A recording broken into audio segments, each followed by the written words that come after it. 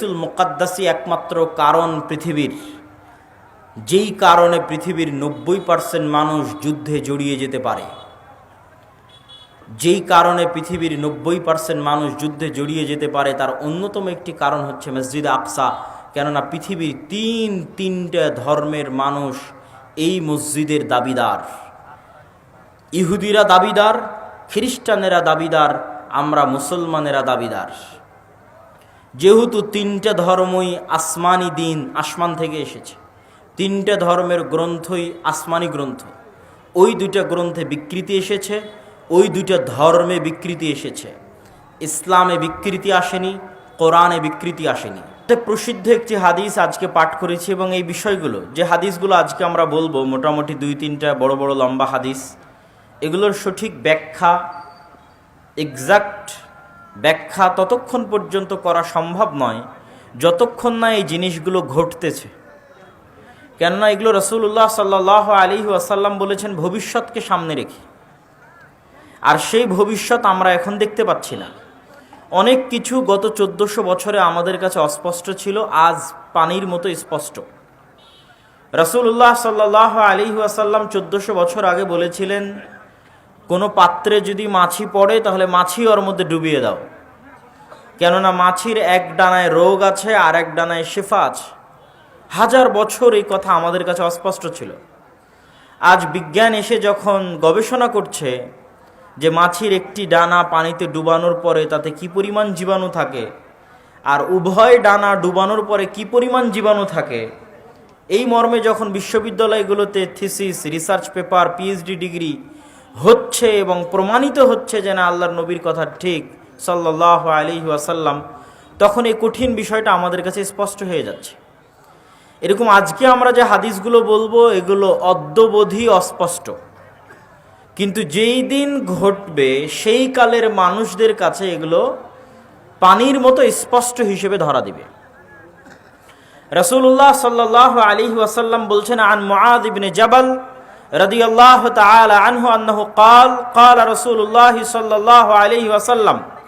মুআয ইবনে জাবাল রাদিয়াল্লাহু তাআলা আনহু হতে বর্ণিত, তিনি বলেন রাসূল সাল্লাল্লাহু আলাইহি ওয়াসাল্লাম বলেছেন, উমরান বাইতুল মাকদিস খারাব ইয়াসরিব, বাইতুল মাকদিসের আবাদ হওয়া মদিনার ধ্বংস হওয়া, ওয়া খারাব ইয়াসরিব, আর মদিনার ধ্বংস হওয়া খুরুজুল মালহামা, মহাযুদ্ধের সংঘটিত হওয়া, ওয়া খুরুজুল মালহামা ফাতহু কুস্তুনতুনিয়া, আর মহাযুদ্ধ আরম্ভ হওয়া মানে কুস্তুনতুনিয়া বিজয় হওয়া, ওয়া ফাতহু কুস্তুনতুনিয়া খুরুজুদ দাজ্জাল, আর কুস্তুনতুনিয়া বিজয় হওয়া মানে দাজ্জাল বের হওয়া।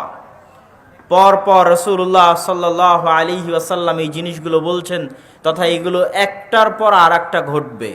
উমরান ও বাইতুল মাকদিস, মসজিদে আকসা যেই দিন আবাদ হবে সেই দিন মদিনা ধ্বংস হবে বা অনাবাদ হবে। যেই দিন মদিনা অনাবাদ হবে সেই দিন পৃথিবীতে বড় বড় যুদ্ধ সংঘটিত হবে। যেই দিন পৃথিবীতে সবচেয়ে বড় পৃথিবীর যুদ্ধ সংঘটিত হবে সেই দিন কুস্তুনতুনিয়া বিজয় হবে। যেই দিন কুস্তুনতুনিয়া বিজয় হবে সেই দিন দাজ্জাল বের হবে। তাহলে এই হাদিস কিয়ামতের পূর্ব মুহূর্তে সংঘটিত বিষয়, কিন্তু তার মধ্যে আমরা মসজিদে আকসা পাচ্ছি। আমাদের আলোচনার টপিক হচ্ছে মসজিদে আকসা বা মসজিদে আকসার আশেপাশের যে অঞ্চল, যে এরিয়া, সেখানে বৃহৎ থেকে বৃহৎ যুদ্ধ সংঘটিত হবে কিয়ামতের পূর্ব মুহূর্তে। আমি হাদিসগুলোর বিস্তারিত ব্যাখ্যা একদম শেষে করব, তার আগে আমরা আরও কয়েকটি হাদিস রাসূলুল্লাহ সাল্লাল্লাহু আলাইহি ওয়াসাল্লামের পক্ষ থেকে দেখি। রাসূল সাল্লাল্লাহু আলাইহি ওয়াসাল্লাম বলছেন, ইয়ান্তাযিরু আও ইয়াখরুজু ৭০,০০০ ইহুদি মিন আসবাহান মা'আদ দাজ্জাল, ইহুদিদের একটা অংশ দাজ্জালের অপেক্ষায় আছে, এবং যেই দিন দাজ্জাল বের হবে ইস্পাহানের ৭০,০০০ ইহুদি দাজ্জালের সঙ্গী হবে, এবং ওই ৭০,০০০ ইহুদি এবং দাজ্জাল মিলে ইয়াকতুলু মাআল মুসলিমিন, মুসলমানদের বিরুদ্ধে যুদ্ধ করবে। যুদ্ধ করতে করতে এমন পরিবেশ তৈরি হবে যে ইয়াখতাবিউল ইয়াহুদ ওয়ারা আশ-শাজারা আও তাহতাল হাজার, ইহুদি আশ্রয় নিবে গাছের আড়ালে, পাথরের আড়ালে, আর পাথর এবং গাছ বলে উঠবে ইয়া মুসলিম। পাথর এবং গাছ কথা বলে উঠবে, এই মুসলমান, এই যে এখানে লুকিয়ে আছে হত্যা করো। গাছ বলবে, এই যে এখানে লুকিয়ে আছে হত্যা করো। পাথর বলবে, এই যে এখানে লুকিয়ে আছে হত্যা করো। এবং এই হাদিসের সাথে আরো একটি হাদিস সম্পৃক্ত, যে রাসূলুল্লাহ সাল্লাল্লাহু আলাইহি ওয়াসাল্লাম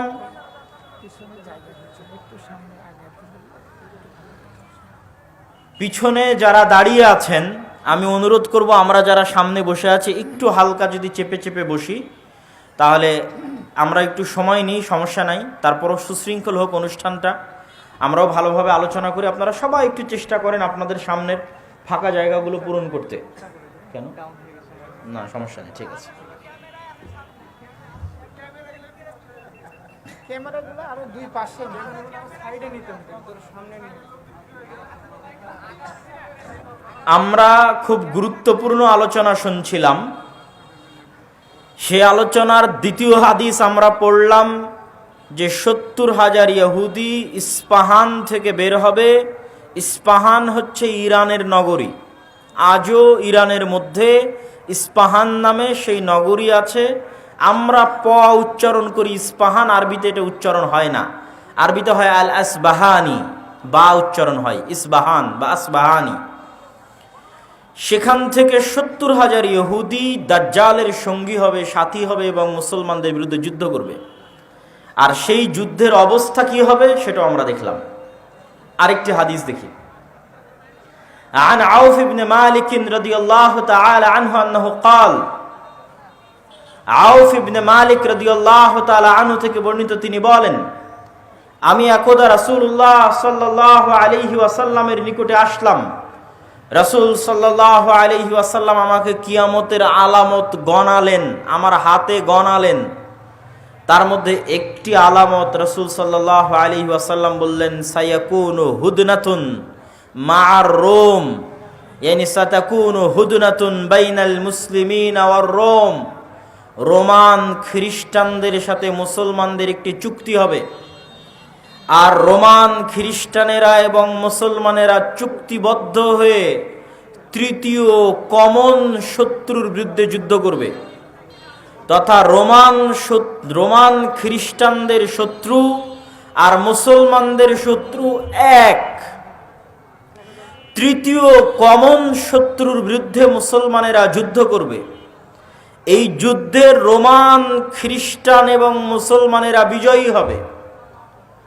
বিজয়ী হওয়ার পর একজন খ্রিস্টান দাঁড়িয়ে বলবে যে আমরা আজকে বিজয়ী হয়েছি লিহাজা সলিব, এই ক্রুশের কারণে।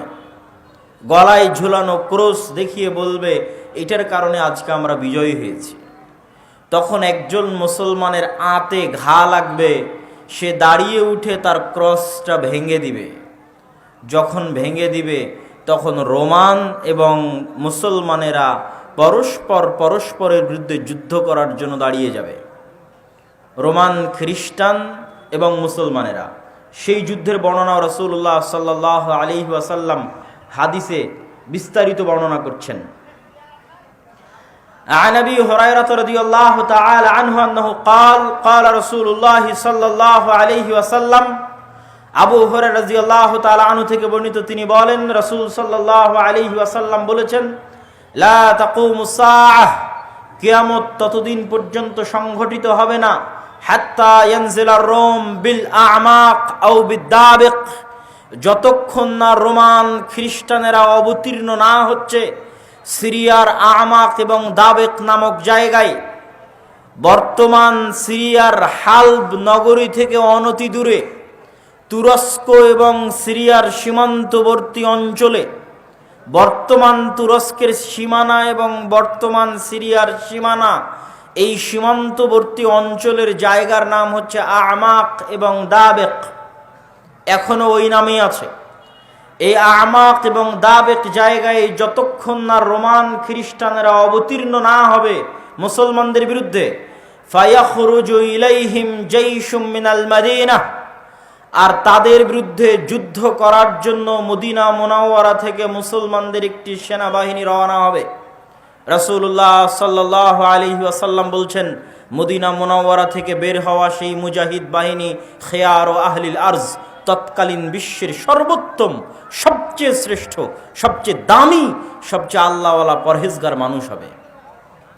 মদিনা মুনাওয়ারা থেকে ওই দিন যারা বের হবে যুদ্ধের জন্য, সিরিয়ার মাটিতে যুদ্ধ করার জন্য, রাসূলুল্লাহ সাল্লাল্লাহু আলাইহি সাল্লাম বলছেন খিয়ার ও আহলিল আরজ, তৎকালীন বিশ্বের সর্বশ্রেষ্ঠ আল্লাহওয়ালা পরহেজগার মানুষেরা সেই দিন মদিনা থেকে বের হবে, মদিনা মুনাওয়ারা থেকে বের হবে যুদ্ধের জন্য। যুদ্ধের কথা বর্ণনা করতে গিয়ে রাসূলুল্লাহ সাল্লাল্লাহু আলাইহি ওয়াসাল্লাম বলেন, ফায়ুকাতিলুহুম ফায়ানহাজিমু সুলুসুন লা ইয়াতুবুল্লাহ তাওবাতাহুম আবাদা। ওই দিন মুসলমানেরা 3 ভাগে বিভক্ত হয়ে যাবে। এক ভাগ যুদ্ধের মাঠ ছেড়ে পালিয়ে যাবে, আল্লাহ কোনোদিন এদের তওবা কবুল করবেন না। একদল মুসলমান যুদ্ধের মাঠ ছেড়ে পালিয়ে যাবে, আল্লাহর নবী বলছেন সাল্লাল্লাহু আলাইহি ওয়াসাল্লাম, লা ইয়াতুব, আল্লাহ কোনোদিন তাদের তওবা কবুল করবেন না, আবাদা, কোনোদিন আল্লাহ সুবহানাহু ওয়া তাআলা তাদের তওবা কবুল করবেন না। ওয়ায়ুকতালু সুলুসুহুম, 3 ভাগের 1 ভাগ ওই যুদ্ধে মারা যাবে। রাসূলুল্লাহ সাল্লাল্লাহু আলাইহি ওয়াসাল্লাম বলছেন, আফজালুশ শুহাদা ইনদাল্লাহ, আল্লাহর নিকটে সর্বশ্রেষ্ঠ শহীদ বলে গণ্য হবে ওই যুদ্ধে যারা যুদ্ধ করে শাহাদত অর্জন করবে, শহীদ হয়ে যাবে 3 ভাগের 1 ভাগ মুসলমান, তারা আল্লাহর দরবারে সর্বশ্রেষ্ঠ শহীদ হিসেবে বিবেচিত হবে। রাসূলুল্লাহ সাল্লাল্লাহু আলাইহি ওয়াসাল্লাম বললেন, ওয়াইফতাতিহুস সুলুস, আর 3 ভাগের 1 ভাগ বিজয় লাভ করবে রোমানদের উপরে, 3 ভাগের 1 ভাগ বিজয় লাভ করবে রোমানদের উপরে। লা ইফতানুনা আবাদান, এরা কোনো দিন আর কিয়ামত পর্যন্ত ফিতনায় পতিত হবে না, এবং এদের হাত দিয়ে ইফতাতিহুনা কুস্তুনতুনিয়া, কুস্তুনতুনিয়া বিজয় হবে। কুস্তুনতুনিয়া কি? আগের হাদিসেও দেখেছেন, আল্লাহর নবী বলেছে বাইতুল মকদেসের আবাদ হওয়া, মদিনার ধ্বংস হওয়া, মদিনার ধ্বংস হওয়া, মহাযুদ্ধের শুরু হওয়া, মহাযুদ্ধের শুরু হওয়া, কুস্তুনতুনিয়া বিজয় হওয়া, কুস্তুনতুনিয়া বিজয় হওয়া, দাজ্জালের বের হওয়া। কুস্তুনতুনিয়া হচ্ছে আজকের তুরস্কের ইস্তাম্বুল। আজকের তুরস্কের ইস্তাম্বুলকে আরবিতে বলা হয় কুস্তুনতুনিয়া, ইংরেজিতে বলা হয় কনস্টান্টিনিপল। কনস্টান্টিনিপল এবং বর্তমান নাম হচ্ছে ইস্তাম্বুল। তুরস্কের রাজধানী, যদিও আগে রাজধানী ছিল, এখন অফিসিয়াল রাজধানী নয়, অফিসিয়াল রাজধানী আঙ্কারা, কিন্তু তারপরও রাজধানীর মতো মান মর্যাদা যেই শহরের, সেটাই হচ্ছে ইস্তাম্বুল, কুস্তুনতুনিয়া, কনস্টান্টিনিপল। রাসূল সাল্লাল্লাহু আলাইহি ওয়াসাল্লাম বলছেন, ফায়াফতাতিহুনা কুস্তুনতুনিয়া, ওই যে একদল বিজয়ী হবে রোমানদের উপর, তাদের হাতে আল্লাহ কুস্তুনতুনিয়া, কনস্টান্টিনিপল বিজয় দান করবেন। ফাবাইনামা হুম ইয়ানকাসিমুনাল গানাইম, যখন এই সমস্ত বিজয়ী মুজাহিদরা গনিমতের মাল বন্টন করবে এবং তাদের তরবারি ঝুলানো থাকবে গাছের সাথে, তখন একজন চিৎকার করে বলবে, সাহা ফীহিমুশ শাইতান ইন্নাল মাসীহা ক্বাদ খালাফাকুম ফি আহলিকুম, মাসীহুদ দাজ্জাল বের হয়ে গেছে আর তোমাদের বাড়িতে বাড়িতে মাসীহুদ দাজ্জাল প্রবেশ করতেছে। এখন পর্যন্ত ইমাম মাহদী আসেননি, হয়তো এনাদের মধ্যেই ইমাম মাহদী থেকে থাকতে পারেন, তবে তিনি যে ইমাম মাহদী তা এখনও প্রকাশিত আকারে জনগণের সামনে স্পষ্ট হয়নি। হবে কখন? দাজ্জাল বের হওয়ার পরে এবং সালাতের, দামেস্কের মসজিদে সালাতের পরে, যেটার বর্ণনা রাসূল সাল্লাল্লাহু আলাইহি সাল্লাম দিচ্ছেন। ফায়াখরুজুন ওয়া যালিকা বাতিল, শয়তানের এই মিথ্যা কথা শুনে তারা তরবারি নিয়ে দৌড়ে এগিয়ে যাবে কোথায়? মাসীহুদ দাজ্জাল, তার বিরুদ্ধে যুদ্ধ করার জন্য। ফাইদা জাউ শাম, তারা আস্তে আস্তে দেমাস্কে চলে আসবে। দেমাস্কের মসজিদে তারা কাতারবদ্ধ হয়ে সালাতের জন্য দাঁড়াবে। ইদা উকিমাতিস সালাত, যখন সালাতের ইকামত দেওয়া হবে, ফায়ানজিলু ঈসা ইবনু মারিয়াম, তখন আসমান থেকে ঈসা ইবনু মারিয়াম অবতীর্ণ হবেন। ফাআম্মাহুম ফাইদা রাআহু আদুউল্লাহ যাবা কামা ইয়াযুবুল মিলহ ফিল মা, ঈসা ইবনু মারিয়াম অবতীর্ণ হবেন ওই মসজিদে এবং তারপরে মুসলমানেরা দাজ্জালের বিরুদ্ধে যুদ্ধ করার জন্য রওনা দিবে এবং মসজিদে আকসার পাশে, জেরুজালেমের পাশে লুদ নামক, বাবুল লুদ, লুদ নামক দরজায় ঈসা আলাইহিস সালাতু ওয়াস সালামকে দেখে মাসিহাদ দাজ্জাল লবণ যেভাবে পানিতে দিলে গলে যায় সেভাবে গলতে থাকবে এবং তার গলে শেষ হওয়ার আগেই রাসূল সাল্লাল্লাহু আলাইহি ওয়াসাল্লাম বলছেন, ফালাউ তারাকাহু লানযাব হাত্তা ইয়ানহালিক, যদি ঈসা ইবনে মারইয়াম তাকে ওই অবস্থায় রেখে দিতেন তাহলে সে গলে ধ্বংস হয়ে যেত, হাত্তা ইয়াহলিক ওয়ালাকিন ইয়াকতুলুহুল্লাহ বিয়াদিহি ফায়ুরিহিম দামাহু ফি হারবাতিহি, কিন্তু আল্লাহ সুবহানাহু ওয়া তাআলা চান যে ঈসা ইবনে মারইয়ামের মাধ্যমে সে নিহত হোক, এই জন্য ঈসা ইবনে মারইয়াম তাকে হত্যা করবেন এবং দাজ্জালের রক্ত জনগণকে দেখাবেন। সম্মানিত উপস্থিতি, আরেকটি ব্যতিক্রম ধর্মী হাদিস, সেই হাদিসটা বলে আমরা আমাদের সংক্ষিপ্ত ব্যাখ্যার দিকে এগিয়ে যাব ইনশাআল্লাহ। আবু হুরায়রা রাদিয়াল্লাহু তাআলা আনহু থেকে বর্ণিত, তিনি বলেন রাসূল সাল্লাল্লাহু আলাইহি ওয়াসাল্লাম বলছেন, সামি'তুম বিমাদিনাতিন জানিবুম মিনহা ফিল বার ওয়া জানিবুম মিনহা ফিল বাহর, তোমরা একটি শহরের কথা শুনেছ যেই শহরের এক সাইডে সমুদ্র এবং আরেক সাইডে মাটি। রাসূলুল্লাহ সাল্লাল্লাহু আলাইহি ওয়াসাল্লামের উত্তরে সাহাবীগণ বললেন, জি আমরা শুনেছি। রাসূল সাল্লাল্লাহু আলাইহি ওয়াসাল্লাম বলছেন, লা তাকুমুস সাআহ হাত্তা ইয়াগযুহা ৭০ আলফাম মিন বনি ইসহাক, ততক্ষণ পর্যন্ত কিয়ামত হবে না যতক্ষণ না বানু ইসহাকের ৭০,০০০ মানুষ তাদের বিরুদ্ধে যুদ্ধ না করছে। আর তারা সেই দিন যুদ্ধ করবে ওই শহর বিজয়ের জন্য, আর ওই শহর বিজয়ের জন্য ফালাম ইউকাতিলু বিসালাহ, কোনো অস্ত্রপাতি লাগবে না ওই শহর বিজয় করতে, ওয়ালাম ইয়ারমু বিসাহমিন, কোনো তীর নিক্ষেপ করা লাগবে না ওই শহর বিজয় করতে। ক্বালু লা ইলাহা ইল্লাল্লাহু আল্লাহু আকবার, তারা শুধু আল্লাহু আকবার ধ্বনি দিবে, তাকবীর ধ্বনি দিবে। ফায়াসকুতু আহাদু জানিবাইহা, ওই শহরের একটি প্রাচীর ধসে পড়ে যাবে। তারপরে দ্বিতীয়বার যখন তারা তাকবীর ধ্বনি দিবে তখন শহরের আরেকটি প্রাচীর ধসে পড়ে যাবে। তারা তৃতীয়বার যখন তাকবীর ধ্বনি দিবে তখন শহরের আরেকটি প্রাচীর ধসে পড়ে যাবে। ফাইফাররাজু লাহুম ফায়াদখুলুহা, তারা বিজয়ী বেশে ওই শহরে প্রবেশ করবে। ফায়াগনামু ফাবাইনাহুমা ইয়াকতাসিমুনাল মাগানিম, যেই মুহূর্তে তারা বিজয়ী বেশে শহরে প্রবেশ করবে আর গনিমতের মাল বন্টন করবে, তখন শয়তান চিৎকার করে বলবে, তোমাদের ঘরে দাজ্জাল প্রবেশ করে গেছে। সম্মানিত উপস্থিতি, পরপর আমরা 4টা হাদিস দেখলাম। এই 4টা হাদিস এক একজন এক একভাবে ব্যাখ্যা করতে পারে। আমি আগেও বলেছি যে যতদিন এই জিনিসগুলো না ঘটবে ততদিন এই জিনিসগুলোর প্রকৃত ব্যাখ্যা কেউ জানবে না। কিন্তু আমার কাছে সংক্ষিপ্তভাবে যেটা মনে হয়েছে যে উমরান ও বাইতুল মাকদেস আবাদ হওয়া, কেউ কেউ ব্যাখ্যা করে এই যুগের যে বাইতুল মাকদেস আবাদ হওয়া মানে ইহুদিরাই জেরুজালেম দখল করে নিবে এবং সেখানে বিশাল রাজধানী প্রতিষ্ঠা করবে। প্রতিষ্ঠা করার মাধ্যমে সে এটা পৃথিবীর একটি জাঁকজমকপূর্ণ একটা বিশাল বড় শহর, লন্ডন দুবাইয়ের মতো একটা বড় শহরে পরিণত হয়ে যাবে জেরুজালেম, যেটা থাকবে তাদের হাতেই, আমাদের হাতে নয়।